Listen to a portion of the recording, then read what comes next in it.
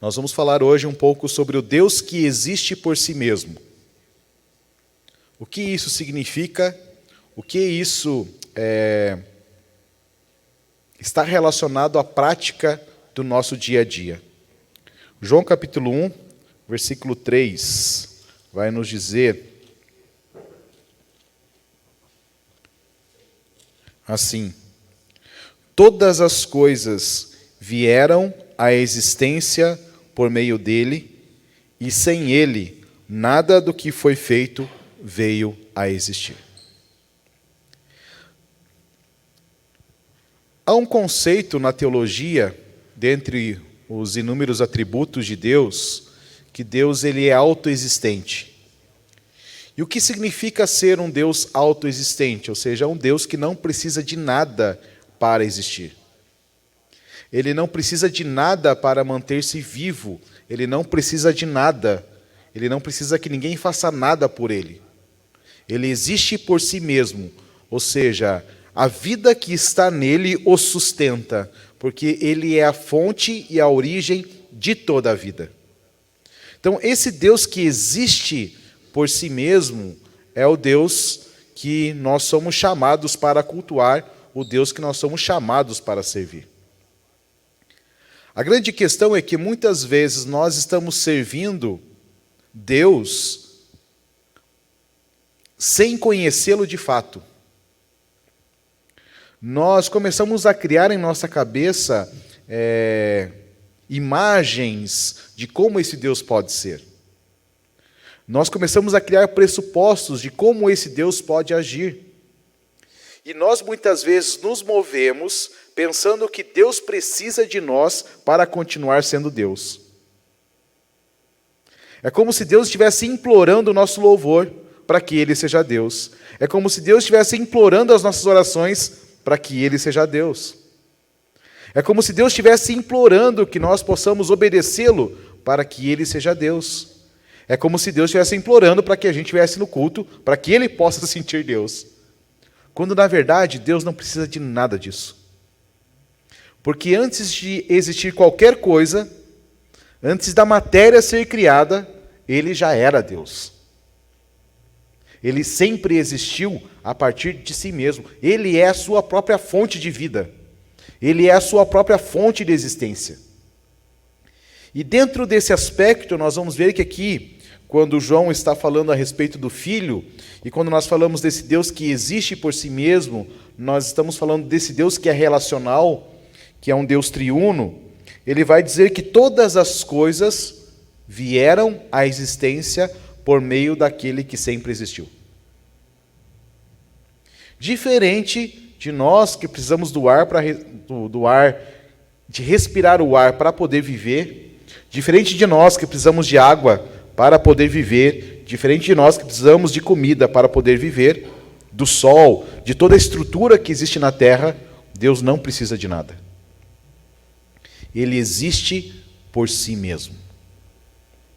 Ele simplesmente é. E olha que interessante o que nos fala Colossenses, capítulo 1, versículo 17. É como se estivéssemos recitando a canção que nós acabamos de cantar. Colossenses, capítulo 1, versículo 17. Olha só o que o texto nos diz. Ele existe antes de todas as coisas, e Ele sustenta em si todas as coisas. Então, Ele existe antes de tudo e sustenta tudo aquilo que foi criado. E aí nós vivemos a dinâmica do homem pós-moderno, que ele está em busca do quê? Da sustentabilidade. Essa é a tônica de todos os lugares por onde você anda. Você vai numa empresa, o que eles estão buscando? Sustentabilidade. Você vai visitar uma família, o que ela está buscando? Sustentabilidade. Você vai a um país, o que aquele país está buscando? Sustentabilidade. Você que tem uma vocação, você está buscando sustentabilidade.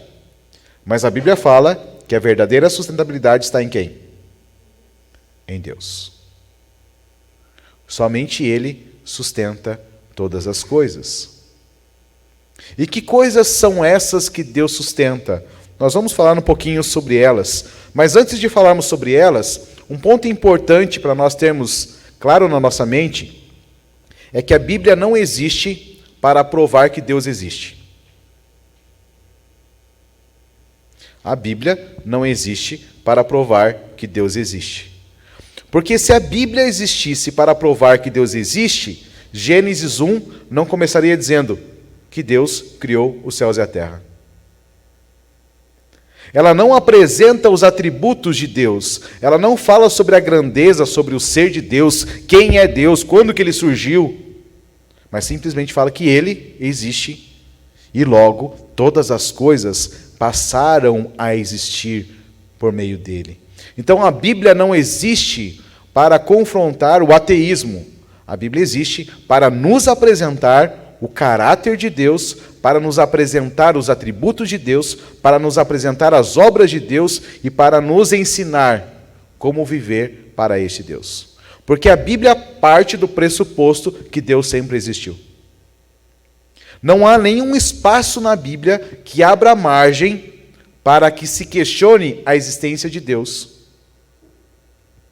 E quando um grupo de amigos começa a questionar a existência de Deus e a relação de um homem com Deus, que era Jó e seus amigos, ou melhor, os amigos de Jó, Deus vai ouvindo esse diálogo desses homens durante 36 capítulos.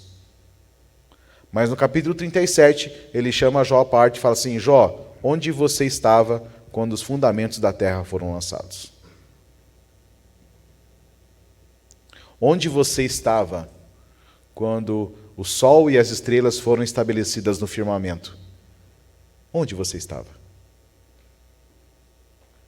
E ele começa a falar com Jó: por acaso, Jó, alguém pode me dar conselhos? E muitas vezes nós vivenciamos isso. Você já não parou para pensar que muitas vezes nós estamos dando ideia para Deus? Pô, Deus, se você de repente fazer isso aqui, vai ficar legal. Vai ficar top. Se de repente você me der aquela bênção, puxa vida, eu vou cultuar você até mais alegre, até mais feliz.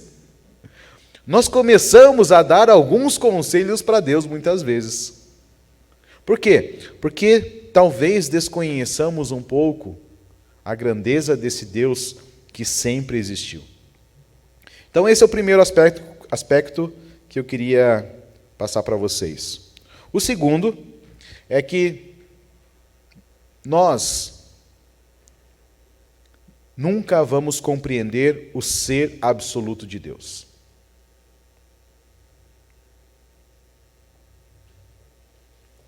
Mas nós vamos conhecer aspectos daquilo que Ele revela a nós. Ou seja, Deus é tão grande, que mesmo na eternidade nós não vamos conseguir compreender todo o seu ser absoluto. É como se estivéssemos diante dele, de eternidade a eternidade, e de eternidade a eternidade, nós vamos nos surpreender com quem Deus é. E Ele vai se revelando a nós, Ele vai se mostrando, Ele vai compartilhando conosco aspectos de quem Ele é. É como os maridos que se casam e eles passam a vida toda tentando conhecer plenamente suas esposas e eles não conhecem. Porque a cada dia é uma caixinha de surpresa. Ou seja, a cada dia você vai descobrindo uma virtude nova, a cada dia você vai compreendendo um novo pensamento, a cada dia você vai se surpreendendo. E com Deus é assim. A grande questão é que nós não descobrimos quem Deus é. Mas nós conhecemos na medida em que Ele se revela a cada um de nós de maneira particular e a todos nós de maneira coletiva por meio da Igreja de Cristo.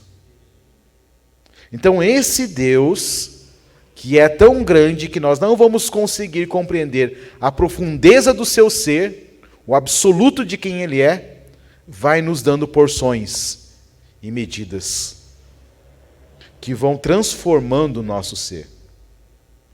Você imagine que Isaías, quando ele teve aquela visão do Senhor assentado num alto e sublime trono, naquele momento ele não viu o ser absoluto de Deus. E qual foi a reação que ele teve? Ai de mim, porque eu estou perecendo. E ele nem viu o ser absoluto de Deus. Por isso que Deus é tão bondoso, Ele é tão gracioso, que Ele vai nos dando medidas que nós podemos suportar. Ele vai se mostrando de uma maneira que aquilo não cause dano em nós, mas promova a vida em nós. Porque Ele nem precisa se revelar para existir. Porque Ele simplesmente existe. Então veja que esse Deus que sempre existiu, que tem nele a fonte de toda a existência, em um momento disse: haja luz, e houve luz. Em um momento ele criou os céus e a terra, e em um momento ele criou a humanidade. E esse Deus soprou nessa humanidade a vida. E a partir desta vida de Deus, o homem passou a existir. Até então, ele era um ser inanimado. O que é um ser inanimado? Ele era um objeto. Porque o Senhor o fez do pó da terra, deu a ele uma forma, mas ele não tinha vida. Por não ter vida, ele não era um ser pensante. Por não ser um ser pensante, ele não poderia criar nada. Ele era apenas como uma cadeira, como um microfone, como uma tábua, como uma árvore. Até que houve um momento em que aquele que traz à existência todas as coisas fez o quê? Soprou. E imediatamente todas as células daquele corpo passaram a ter vida. As conexões neurais começaram a existir. Os primeiros batimentos cardíacos começaram a acontecer. O primeiro bombeamento de sangue começou a acontecer. E simplesmente o homem, num momento da história, passou a existir. Por quê? Porque ele foi criado a partir daquele que sempre existiu. Abra lá em Êxodo capítulo 3. Eu acho essa uma das cenas mais incríveis das Escrituras, que ela vai falar do momento em que Moisés tem um encontro com Deus. E é interessante que não era um encontro porque Moisés estava buscando Deus, mas era um encontro onde Deus estava buscando Moisés. E por que Deus estava buscando Moisés? Porque diante de Deus estava acontecendo o quê? Estava chegando uma notícia. E qual era a notícia que chegava até Deus? O clamor do seu povo. Na medida em que seu povo se levantou em clamor, se conectando com aquilo que Deus tinha estabelecido na história, algo começa a entrar em movimento. E esse é um aspecto muito importante, porque muitas coisas podem estar paralisadas em nossa vida. Muitas coisas podem estar paralisadas em nossa vida porque nós estamos desconectados da agenda de Deus. Porque dentro da agenda de Deus, todas as coisas elas estão em movimento. Por isso, muitas vezes, Deus vai criar situações ou vai permitir situações em nós para gerar em nós o quê? Um clamor. Para que por meio deste clamor, o nosso coração seja quebrantado e nós possamos ser reposicionados na agenda de Deus. E foi exatamente isso que estava acontecendo com Israel no Egito, e era exatamente isso que começou a acontecer na vida de Moisés. Por quê? Vamos ver o que o texto nos diz lá. Então, o Êxodo vai narrar que Moisés estava apacentando as ovelhas de quem? Do seu sogro. Ou seja, Moisés estava cuidando dos interesses de quem? Do sogro. Moisés estava cuidando dos negócios do seu sogro. Mas a pergunta é: Moisés foi criado para, ou existia, para cuidar dos interesses de outros indivíduos? Não. E por que Moisés estava cuidando dos interesses de outros indivíduos? Porque Moisés estava em conflito. Moisés estava confuso. Moisés estava sem perspectiva. Quando nós estamos confusos, quando nós estamos desorientados, quando nós estamos sem perspectiva, o que nos resta é cuidar dos interesses de outras pessoas. Não nos resta mais nada. Porque nós não sabemos mais para onde estamos indo. Nós desconhecemos a nossa identidade, desconhecemos nossa vocação, desconhecemos o potencial de Deus que está em nós, desconhecemos os processos que Deus está nos levando. Por isso só nos resta cuidar dos interesses de outra pessoa. Trabalhamos em busca da nossa sobrevivência para outro, porque estamos desorientados, confusos, em conflito conosco mesmo. E quando nós voltamos um pouquinho em Gênesis capítulo 1, nós vamos ver que quem deu o nome de Moisés para Moisés?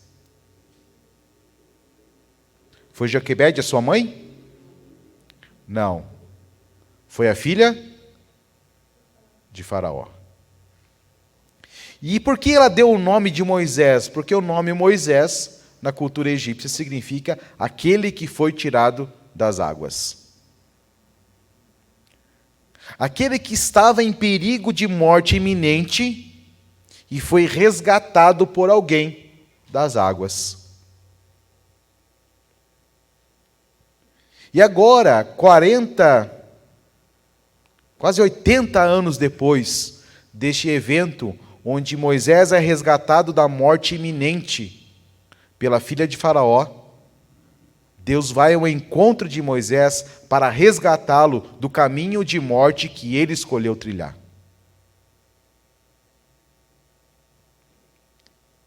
Deus agora vai e resgata Moisés do seu conflito existencial. E por que Moisés estava em conflito existencial? Porque ele estava tentando se encaixar num lugar, estava tentando desenvolver algo que não tinha a ver com a sua existência. Ele estava tentando ser alguém, qualquer coisa, mas não o homem que Deus o havia criado para ser. Ele estava tentando viver uma vida existencial fora da relação daquele que é a existência de todas as coisas. Por isso ele estava em conflito. E Moisés estava em conflito porque ele estava tentando o quê? Se salvar. O fato dele parar em Midian é porque no Egito ele estava condenado à morte. Todo mundo queria a cabeça de Moisés. Todo o exército de Faraó estava empenhado em encontrar Moisés para apresentá-lo diante do Faraó. Todas as vezes que nós estamos tentando preservar a nossa vida, nós vamos entrar num lugar chamado conflito existencial. E lá naquele lugar, por mais tranquilo que aparentemente todas as coisas estejam, ainda que todas as coisas estejam funcionando, não é o nosso lugar. E aí nós nos desconectamos daquele que é a existência de todas as coisas. E aí só nos resta o quê? Buscar a sobrevivência. Só nos resta viver a tentativa cansativa, frustrante, alienante de tentar encontrar sentido para a vida num lugar onde não é o nosso lugar. E aqui Moisés, então, tem uma experiência, porque é interessante que o texto vai dizer assim, que Moisés não estava pastoreando, ele não conduziu as suas ovelhas para o deserto, ele foi para o lado oposto. Quando ele vai para o lado oposto, sem saber, ele está pisando no Monte Horebe. E de repente, nesse Monte Horebe, ele vê uma sarça que estava pegando fogo e não se consumia. Quando ele para ver aquela imagem, ele escuta uma voz. E o que a voz fala? Qual é a primeira palavra que sai do arbusto? Moisés.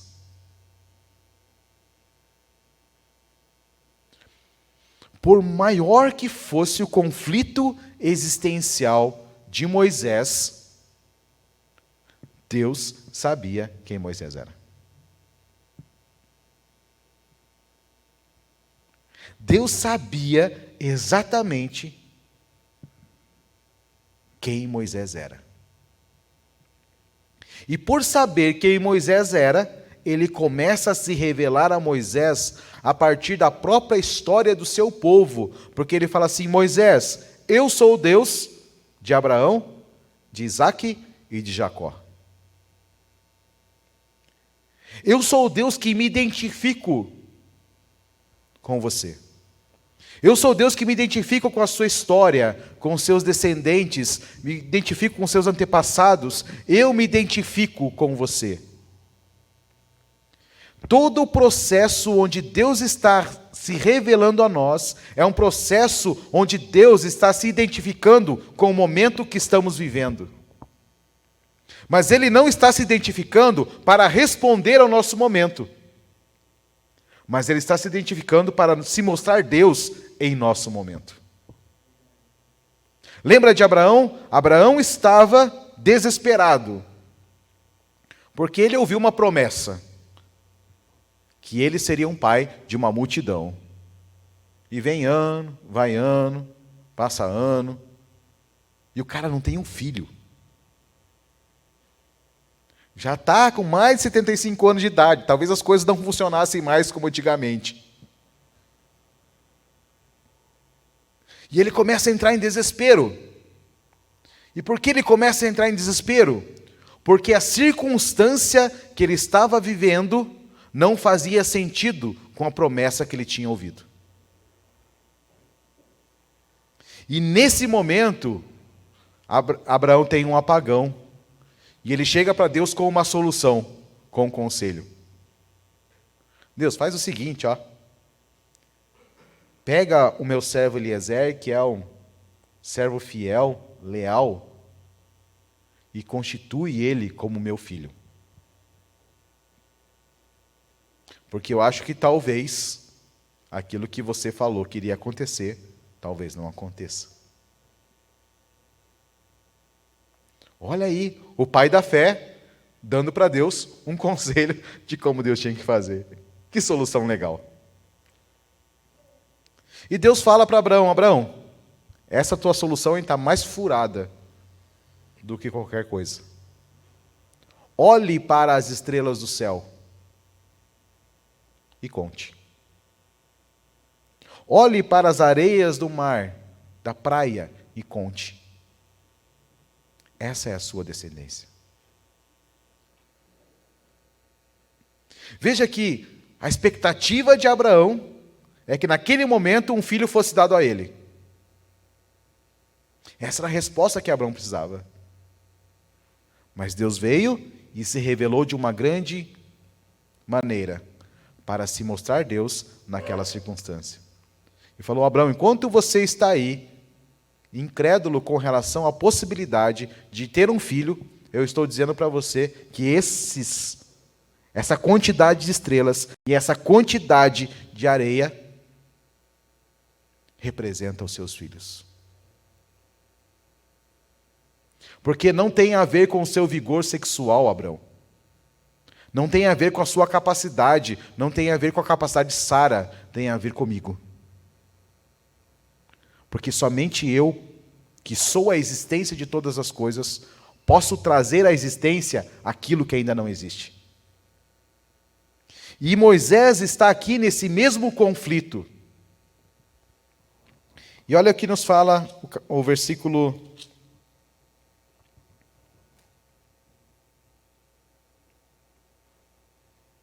5. Ele diz: Moisés, não chegue mais perto. Tire as sandálias dos pés, pois o lugar onde você está é santo. Ou, em outras traduções, é sagrado. Por que aquele lugar se tornou sagrado?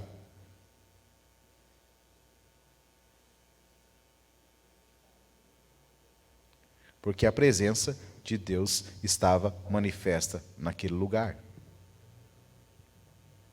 E por causa da presença manifesta de Deus naquele lugar, houve uma revelação de quem Deus é. Então ele se apresenta num momento histórico da vida de Moisés, dizendo: Moisés, eu sou o Deus dos patriarcas do seu povo. Uma das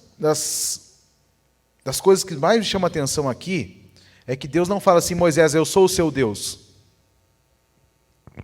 Mas eu sou o Deus dos patriarcas do seu povo.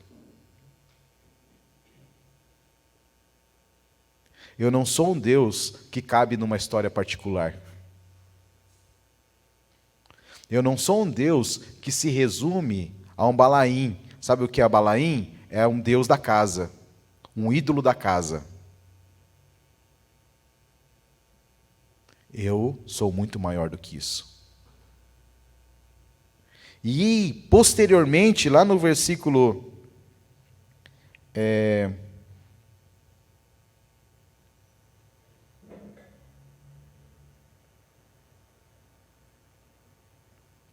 no versículo 15, quando Moisés então começa a questionar: mas quando eu me apresentar diante, versículo 14, quando eu começar a me apresentar diante dos anciãos em seu nome, qual é o nome que eu tenho que dizer? E ele fala assim: Moisés, eu sou o que sou. O que ele está dizendo por meio dessa expressão, eu sou o que sou? Que não somos nós que definimos Deus. Ele mesmo se define. Não é o que nós atribuímos a Deus, é quem Ele é de fato. Não é o tamanho do Deus que você acha servir, é quem Ele é. Ou seja, não há nada que façamos que complemente ou complete Deus, porque Ele é completo em si mesmo. Ele é a fonte de todas as coisas. E Ele é a fonte da sua própria vida, por isso Ele é a vida. Então, este Deus que se apresenta como eu sou o que sou, vai nos ensinar que Ele é soberano em sua existência. Ele vai nos ensinar que a sua santidade é perfeitamente pactual. Por isso Ele está se apresentando a partir do homem do qual Ele constituiu uma aliança. Porque Gênesis capítulo 18 vai dizer que Deus fez uma aliança com Abraão. E quando Ele fez uma aliança com Abraão, Ele fez uma promessa a Abraão. E quando Ele fez a promessa a Abraão, Ele fez um juramento. Dizendo: Abraão, eu estou prometendo para você que isso vai acontecer. E a garantia que eu te dou que isso vai acontecer é que eu estou jurando para você em meu nome. Por causa desse juramento, ele fala: eu tenho uma aliança com o seu povo por meio de Abraão. E esse Moisés, então, que era um fugitivo de si mesmo.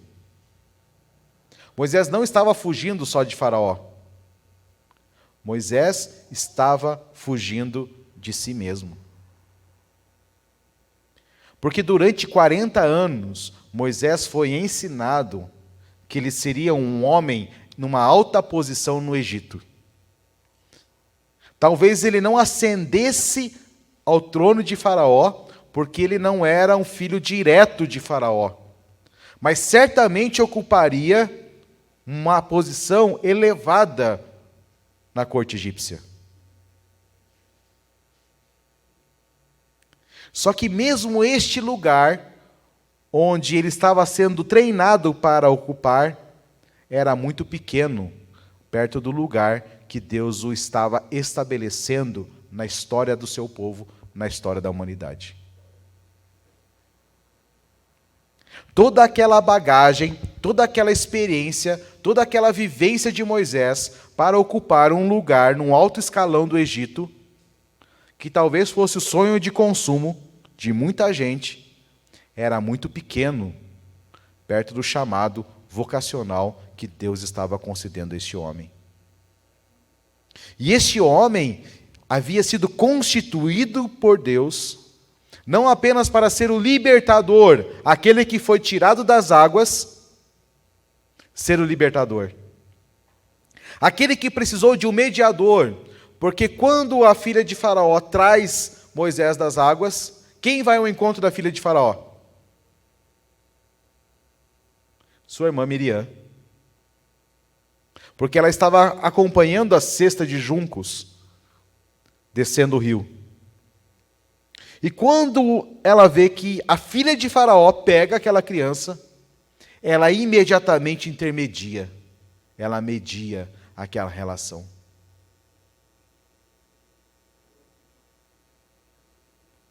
E então Moisés volta para os braços da sua mãe por uma temporada do processo da amamentação, para que depois, posteriormente, pudesse apresentar dentro do palácio do Egito.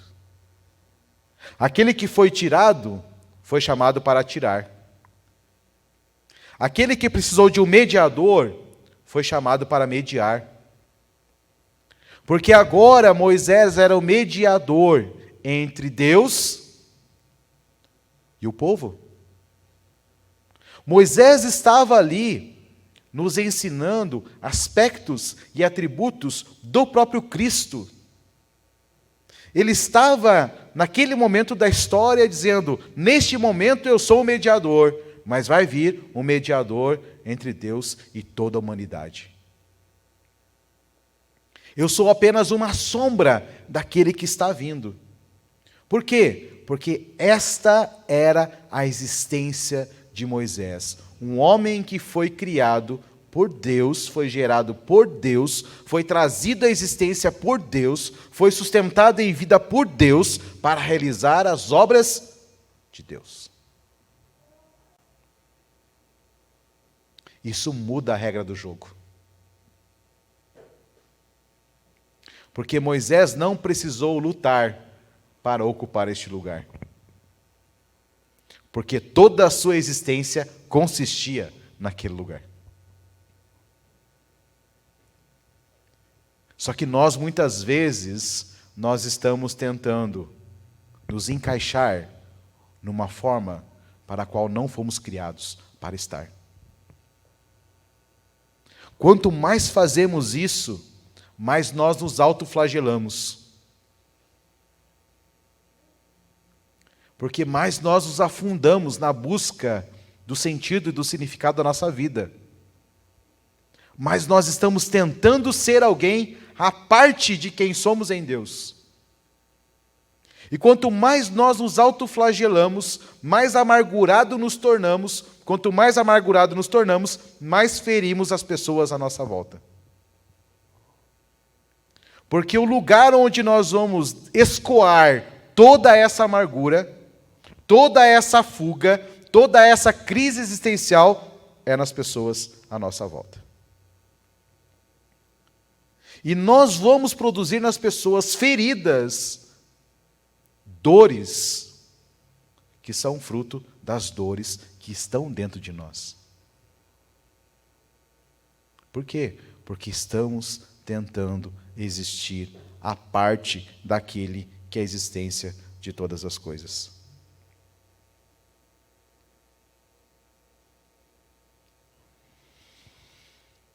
Se somente Deus nos faz ser, porque somente nele existimos, como Paulo escreve, por que nós continuamos lutando para tentar ser alguém a partir de nós mesmos? Porque a gente continua lutando, continua esperneando, continua gastando anos de nossa vida, gastando o vigor dos nossos dias, na tentativa de provar para nós mesmos, para as pessoas e até mesmo para Deus que nós somos alguém importante. Que nós temos alguma relevância naquilo que fazemos. Abra lá em Ezequiel, capítulo 14. Nós não vamos ler todo o texto, mas se você puder deixar anotado para ler depois, seria muito importante você ler todo o capítulo 14 de Ezequiel, porque ele vai falar do dilema da humanidade em rebelião contra Deus. E aqui Deus vai usar uma figura de linguagem de um personagem chamado Rei de Tiro. E ele começa dizendo assim no versículo 1: de novo veio a palavra do Senhor a Ezequiel 14. Diga ao príncipe de Tiro, ou em algumas outras traduções, diga ao rei de Tiro: assim diz o Senhor Deus, o teu coração se tornou arrogante. E você disse, sou um Deus, eu me assento no trono dos deuses, no meio dos mares. Entretanto, apesar de você se achar um Deus, você é um homem e não um Deus. Embora consideres no teu coração como se fosse o coração de Deus. Por acaso você é mais sábio que Daniel? Não há nenhum segredo que se possa esconder de ti? Você se enriqueceu, acumulou ouro e prata, e fez isso acrescentando aos seus tesouros por causa da sabedoria e do entendimento que está em você. Você aumentou as tuas riquezas por causa da tua grande habilidade comercial, e o teu coração se eleva por causa das tuas riquezas. Mas assim diz o Senhor, já que você considera o teu coração como se fosse o coração de um Deus, eu vou trazer estrangeiros sobre você, os mais terríveis dentre as nações, os quais sacarão espadas contra a beleza da tua sabedoria e mancharão o teu resplendor.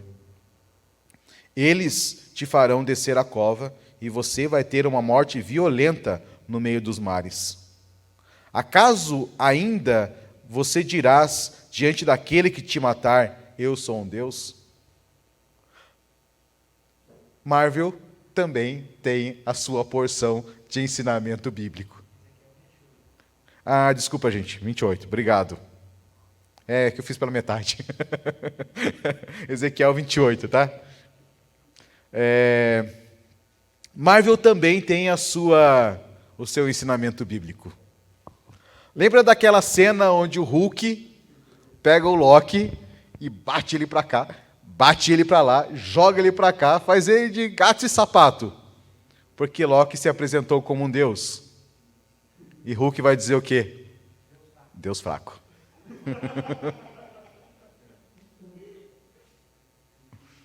Que Deus é este? O que é o pior? Que todas as vezes que nós estamos tentando existir a partir de nós mesmos, nós estamos nos colocando no lugar de Deus. E neste momento em que nós nos colocamos como um Deus, na presença de Deus, Deus é impetuoso conosco. Porque Ele não divide a sua glória com ninguém.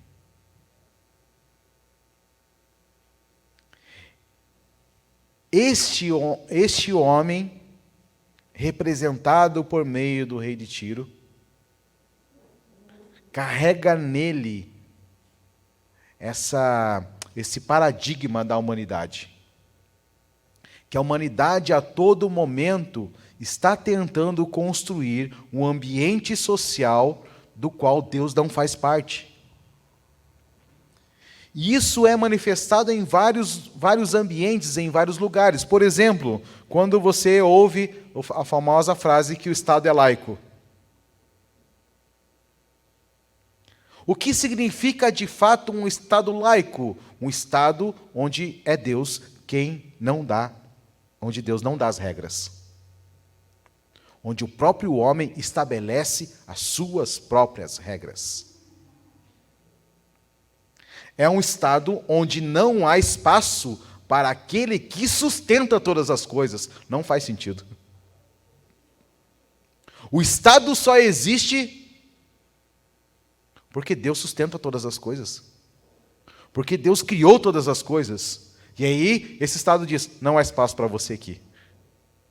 Porque nós sabemos mais do que você mesmo. Um outro lugar que esse paradigma do homem, da humanidade, vai ser mostrado é no ambiente filosófico. Porque no ambiente filosófico, o homem está em busca do seu propósito existencial a partir dos seus próprios argumentos. A partir da sua capacidade de conceituar, de observar e de responder. É como se o homem tem perguntas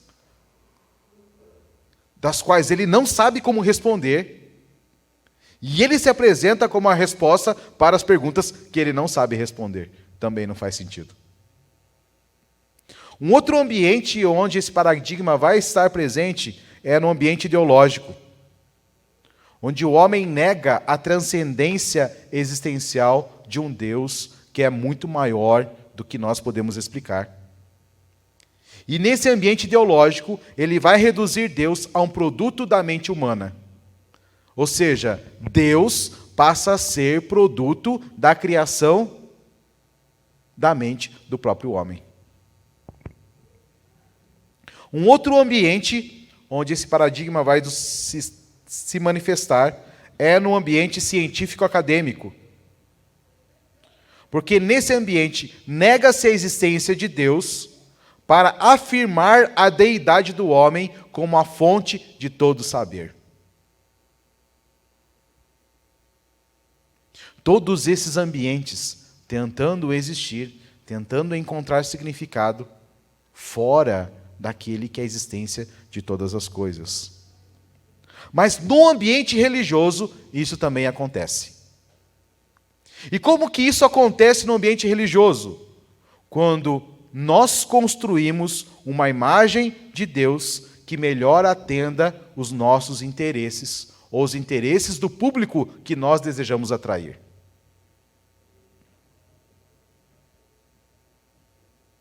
Se você deseja atrair pessoas gananciosas, basta você falar de um Deus que torna você rico. Se você deseja se apropriar e se aproveitar das mazelas das pessoas em vulnerabilidade, basta você dizer e apresentar um Deus que vai libertar elas daquele lugar. Ou seja, dentro do ambiente religioso, nós começamos a construir a imagem de um Deus a partir da nossa própria existência. Não somos nós que estamos sendo modelados a partir daquele que é a existência de todas as coisas. E quanto mais nós fazemos isso, mais indefinidos nós estamos. Porque se somente em Deus existe toda a definição, e nós estamos tentando ser alguém à parte de Deus, o que nos resta ser? Indefinidos. E aí, volta lá para Gênesis capítulo 3.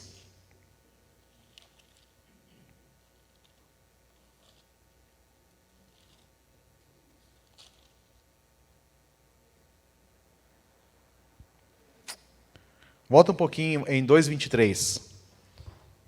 O texto fala assim: Adão, quando viu Eva, disse: até que enfim.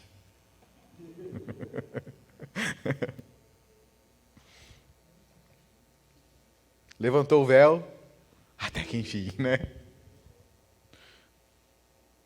Essa agora é como eu.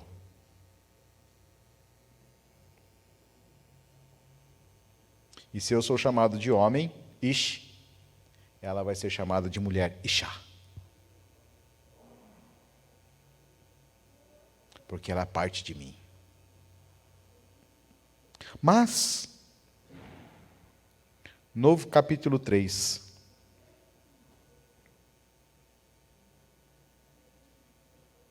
Versículo 12.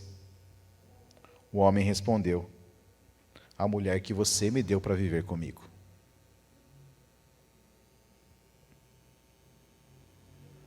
Você só simplesmente inseriu ela na minha vida. Ela é um problema para mim. E por que a mulher se tornou um problema para Adão? Sendo que talvez uns dias antes, umas horas antes, não era um problema. Ele exaltou Eva. Por quê? Porque ele olhou para ela e ela é como eu. Eu estou me vendo nela. Agora o problema é que Adão continuava se vendo em Eva. Porque agora, Adão já era uma outra pessoa. Ele já não tinha mais nele a glória da qual ele havia sido criado. Ele estava destituído da glória de Deus, como fala Romanos 3:23. Ele já não era mais ninguém. E ele olha para Eva e fala assim: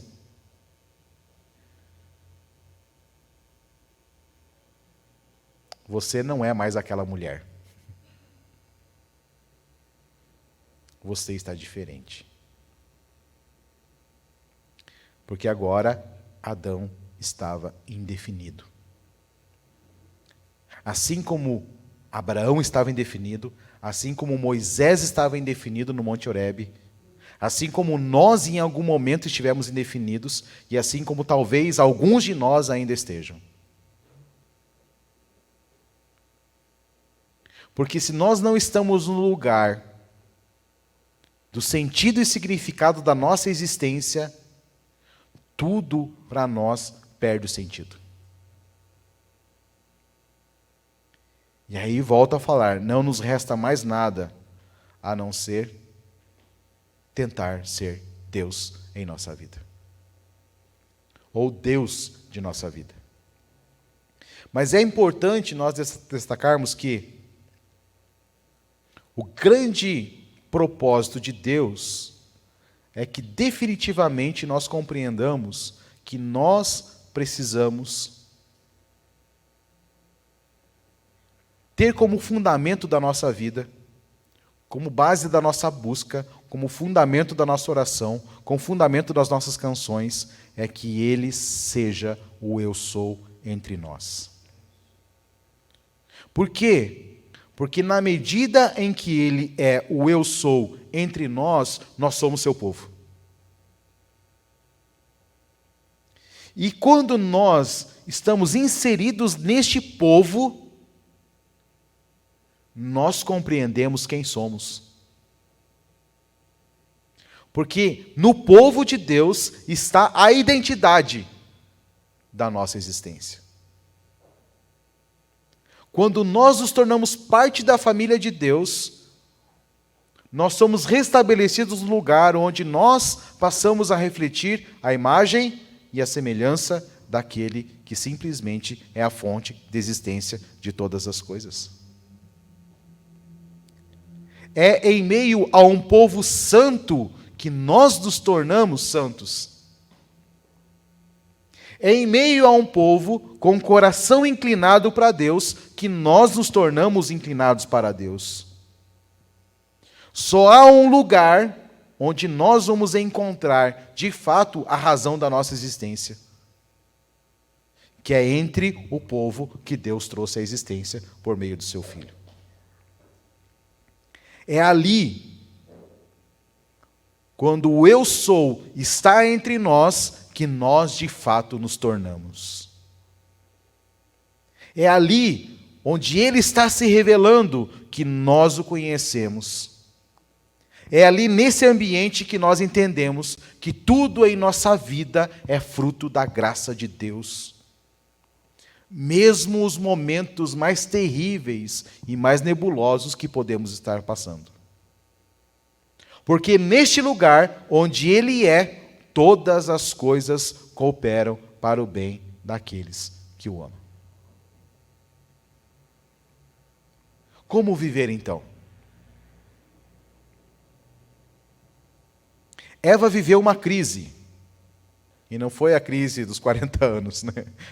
Não foi a crise da tenra idade ou da idade mais avançada. Mas foi a crise de ela ser, pela sua escolha, desconectada, uma ruptura relacional, ela é expulsa juntamente com Adão do lugar onde era o seu ambiente de convívio, e de repente ela se vê gerando um bebezinho. Não tinha televisão, não tinha muita coisa para fazer, né? Ficou grávida. Quando nasce a criança, qual o nome que ela dá para o seu primogênito? Caim. E o nome Caim significa uma aquisição. Algo que eu adquiri por meio do meu esforço próprio.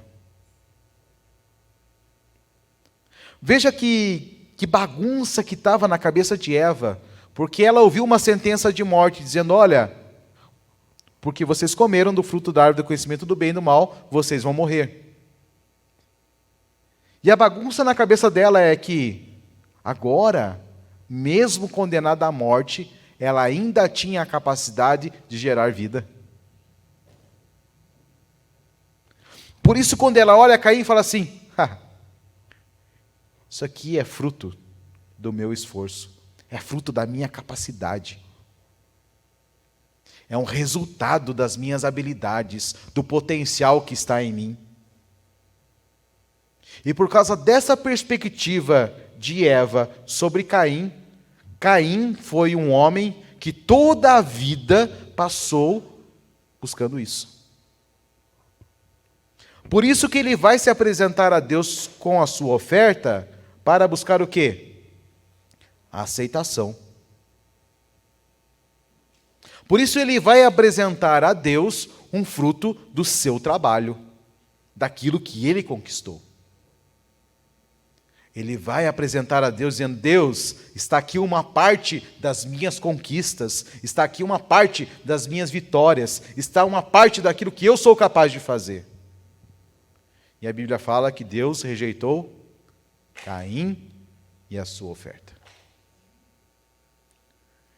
E aí vem um ser estranho chamado Abel. Porque o nome Abel significa um fôlego, um sopro. É como se na cabeça de Eva as coisas começassem a fazer sentido, quando ela começou a olhar e falar assim, algo só é possível se Deus conceder.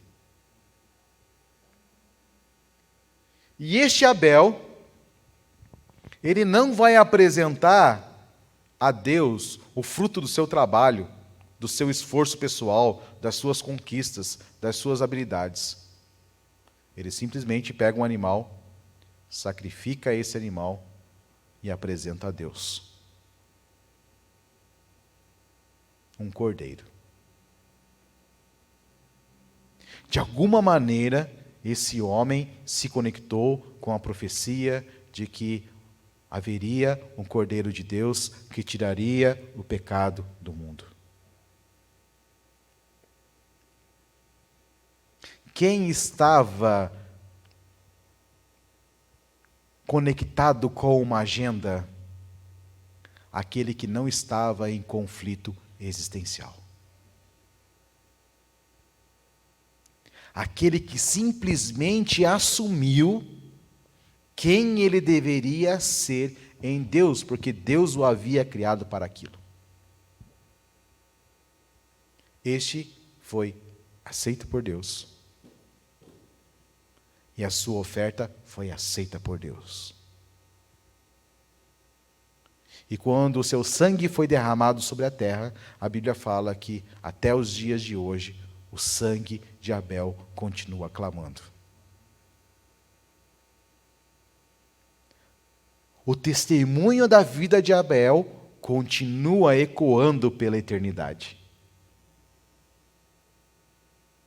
E quando você vai para Hebreus capítulo 11, ele vai dizer que nós estamos rodeados por uma nuvem de testemunhas, de homens que foram resgatados em seus conflitos existenciais, de mulheres que foram resgatadas em seus conflitos existenciais,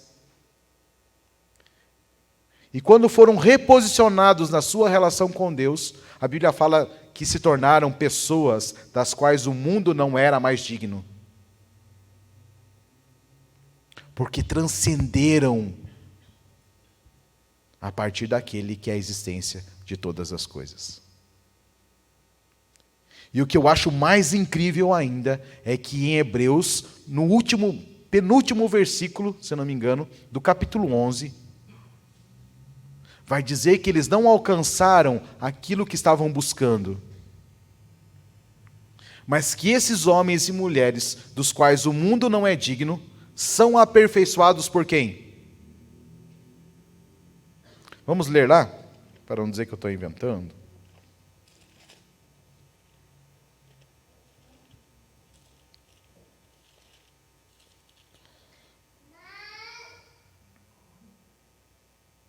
Versículo 39.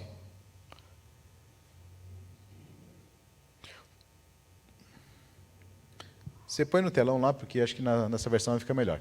E todos estes, tendo dito testemunho pela fé, não alcançaram o quê? A promessa. Pode passar. Provendo Deus alguma coisa melhor a nosso respeito, para que eles, sem nós, não fossem aperfeiçoados.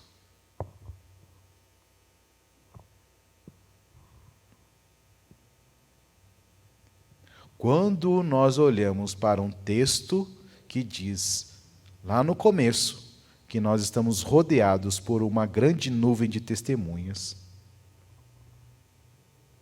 de homens que estão entre aqueles que Abacuque diz que o homem viverá pela sua fidelidade ou pela sua fé. Estes homens viveram pela sua fé, essas mulheres viveram pela sua fé. E o texto no final fala que esses homens e mulheres que não alcançaram a promessa, e não alcançaram porque Deus tinha algo maior a nosso respeito, para que através da maneira que nós vivemos, esses homens que já não estão mais entre nós seriam o quê? Aperfeiçoados. E quando se fala de uma nuvem de testemunha, pense num julgamento, onde você tem as testemunhas de defesa e as testemunhas de acusação.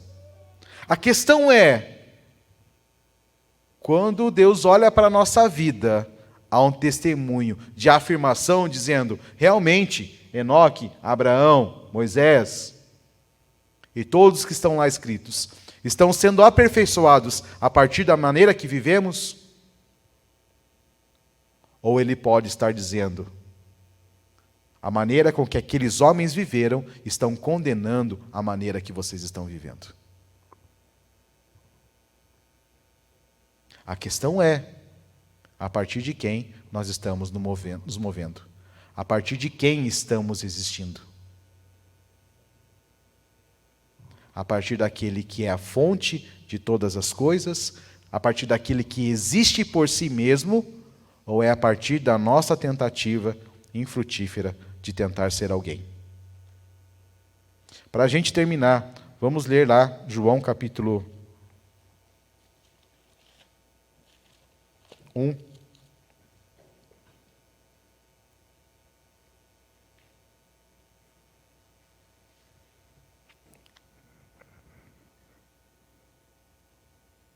Versículo 19. Eis o testemunho de João o Batista.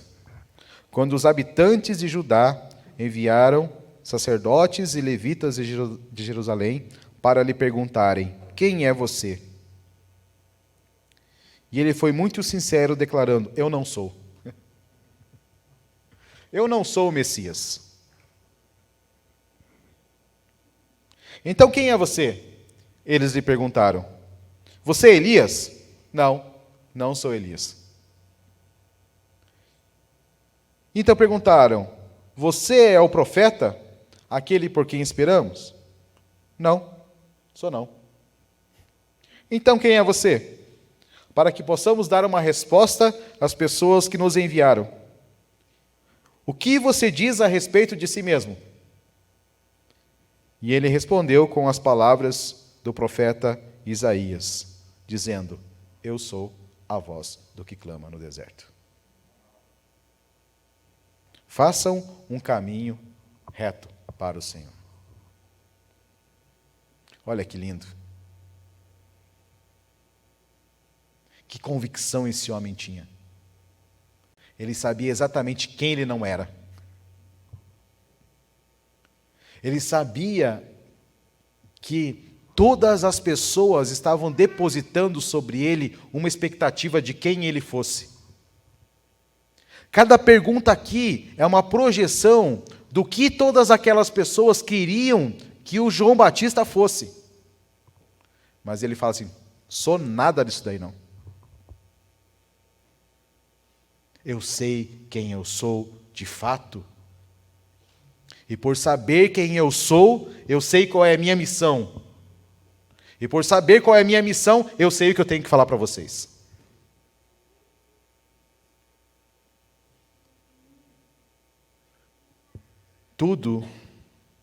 Todas as nossas crises estão respondidas naquele que é a fonte de toda a existência. A questão é: queremos de fato nos arrepender da busca desenfreada por termos algo ou alcançarmos algo para que as pessoas nos valorizem, para que as pessoas nos reconheçam, para que as pessoas nos achem importantes? Queremos viver ainda a busca desenfreada para produzir um impacto na sociedade? Para acharmos que o reino de Deus vai vir só através de nós, porque nós somos os melhores? Ou nós vamos de fato nos inclinar diante de Deus, como os 24 anciãos, colocar diante dele todas as conquistas que ele mesmo nos deu, colocar diante dele todas as posições que ele mesmo nos colocou, e dizemos: só você existe. Só você é. Não existe outro além de você. Nem na terra, nem no mar, nem na história da humanidade, não existe outro além de você. Você é o grande e temível e terrível Deus soberano que criou todas as coisas. Quando nós fizermos isso, então nós começamos a trilhar a jornada de Jó. Porque Jó capítulo 42, ele vai dizer assim que: antes eu te conhecia pelo que me falavam, mas agora os meus olhos te veem. E agora eu posso andar com você. Agora eu te conheço na medida que eu ando com você. E a Bíblia vai dizer que o estado de Jó, a partir daquele momento, foi muito superior ao estado em que Jó estava no capítulo 1, mesmo sendo um homem justo diante de Deus. Porque agora ele foi reposicionado na existência de quem Deus é. E a nossa identidade, ela é conduzida por essa genealogia.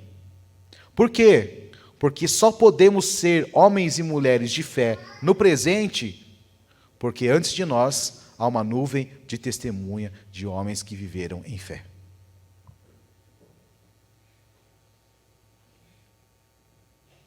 Nós só podemos existir porque o nosso Pai existe.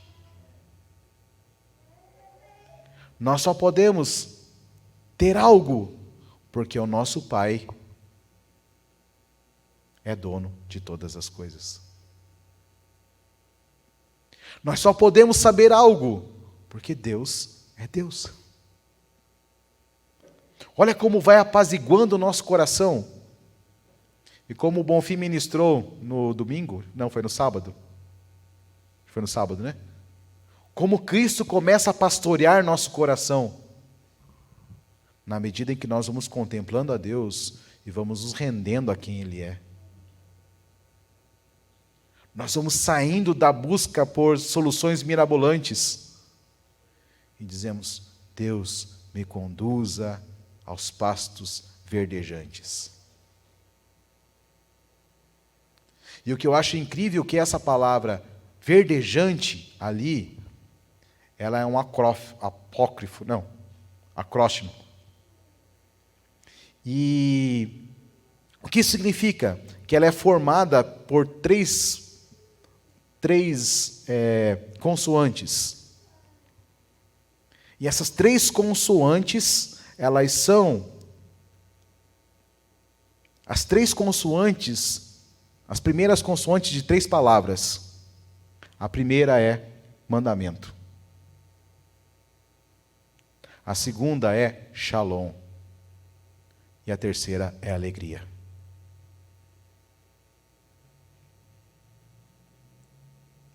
Por que nós estamos em busca de soluções mirabolantes?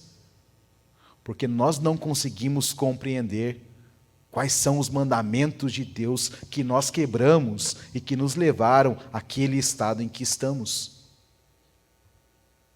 E nós desconsideramos que é somente por meio dos mandamentos. E o que é os mandamentos? Lembra que lá Paulo vai dizer que o reino de Deus não consiste em bebida nem comida, mas em justiça, paz e alegria no Espírito? O que são os mandamentos? É essa justiça de Deus. Quando nós olhamos para isso e dizemos, Deus, restaura em nós, você que é, seja em nós, para que nós nos tornemos, nós estamos indo para este lugar, onde não precisamos mais de soluções mirabolantes, mas precisamos apenas permitir que Deus seja Deus, naquilo que nós estamos vivendo. Vamos colocar de pé?